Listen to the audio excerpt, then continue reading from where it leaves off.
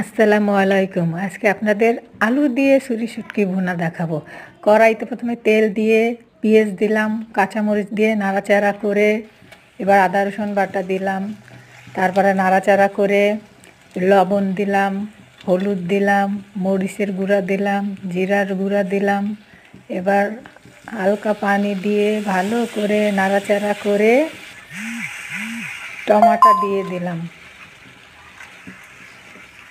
Tomato দিয়ে ভালো করে নাড়াচাড়া করে ঢাকনি দিয়ে ঢেকে রাখবো 5 মিনিট। 5 মিনিট পরে ঢাকনা উঠিয়ে ভালো করে নাড়াচাড়া করে ছুরি শুটকি দিয়ে আবারও ভালো করে নাড়াচাড়া করে ঢাকনি দিয়ে রাখবো আরও 5 মিনিট। 5 মিনিট পরে ঢাকনা উঠিয়ে ভালো করে নাড়াচাড়া করে এর ভিতরে দিয়ে দেবো নতুন আলু দিয়ে আবার ভালো করে নাড়াচাড়া করে পানি দিয়ে ঢাকনি দিয়ে রাখবো 20 মিনিট।